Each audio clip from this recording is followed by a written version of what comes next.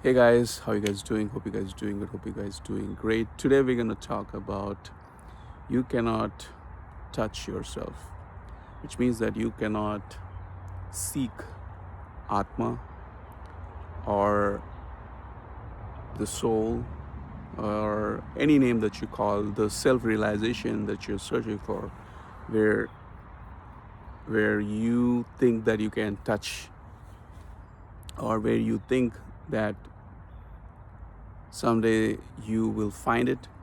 Um, you can feel it, but you never can find it. I realized this many times. It's just that I have to bring it from my memory, which is my subconscious mind, so that I can talk through the language, which means that all of this realization probably I had it before. I have to bring it from my subconscious memory, because everything that I talk is through my memory or the accumulation of the memory. So the realization happened before. I'm just talking it or passing this energy or the language or the sign through this video right now. So what I mean by you cannot touch yourself, which means that, let's say your eyes, right? You can see through the eyes, but you cannot never touch it. You cannot touch it. You see what I'm saying? You can see through it. You can see externally, but you cannot find it. You see, if you're searching for your own eyes, you never can find it. You can see through it, you can feel it, but you cannot find it. You see what I'm saying? Because it's within you. It's part of you, and it's same thing with the energy or the self-realization or the soul that you're searching for. It's similar to our eyes. You can see, watch. Uh, you can have a consciousness, which is an state, and you can be the whole universe itself, right? But at the same time, unless it's a part of a memory, you cannot talk or you cannot pass this information. The beauty of self-realization is when you are actually in that state of oneness with the universe, you are dissolved, where there is no mind. The mind comes later, where it tries to understand or define it's a state, it's a consciousness, or whatever it is. Like, the mind has to define it, but all of these things happen beyond the mind, or in the absence of the mind. And you will never notice that the mind and the consciousness happening together, which means that you have to go beyond your mind to get into a conscious state. And once you get into a conscious state, you're out of your mind. And then once you have that realization, your mind has to understand it, identify it, have a language, have a description, have a sentence, and then you come and describe about it. But the beauty of self-realization or dissolving into oneness of this nature is, once you dissolve,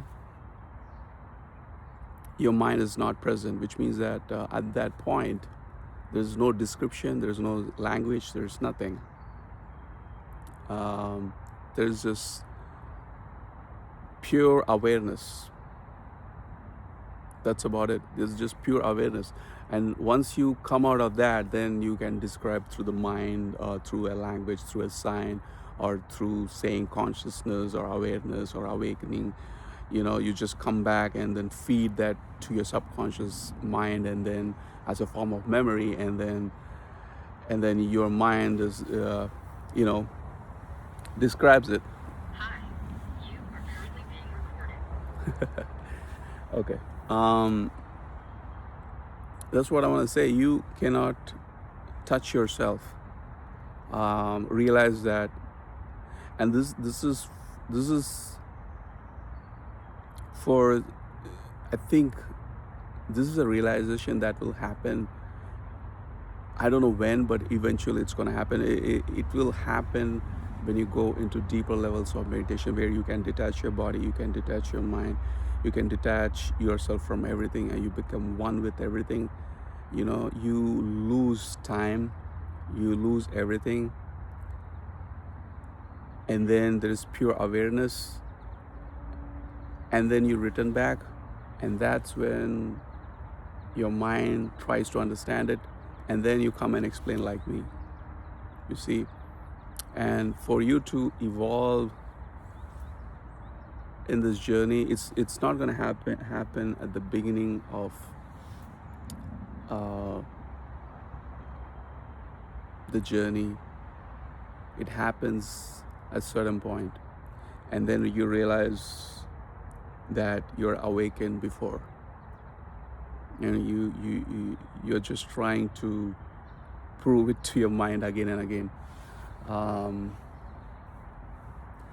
Which what I'm trying to say is, we are all awakened. It's just that you just have to touch it and come back.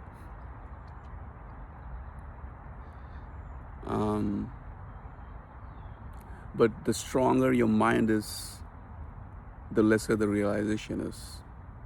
And the weaker the mind is, the weaker the intelligence, the programmed intelligence,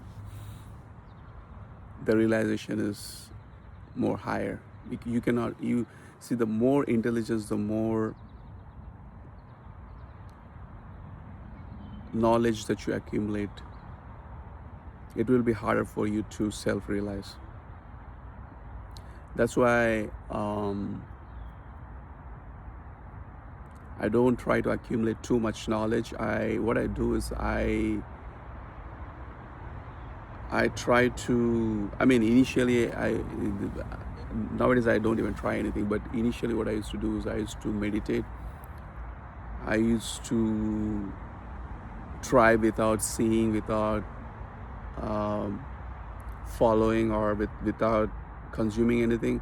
And then, like, somebody says or somebody speaks the language, I was able to directly connect to it, because I already experienced through my meditation, and then I can connect to that person, what he's saying. And then my mind was like, wow, like, yeah, I need to try it.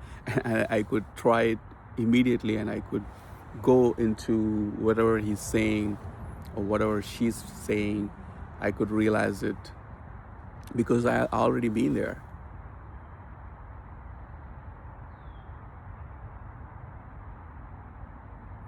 So I'm just diverting the topic here and there, but you understand, right? I think I told two main things in this one. One is the subconscious levels of memory that you need to put it out, and one is the consciousness or the awareness or the realization, where once you dissolve into that oneness,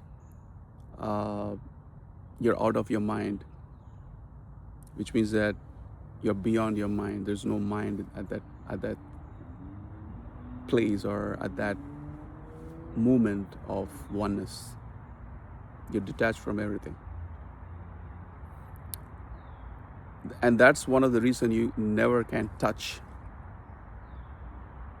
your Atma or your soul, because your mind has to see it, understand it, and explain it.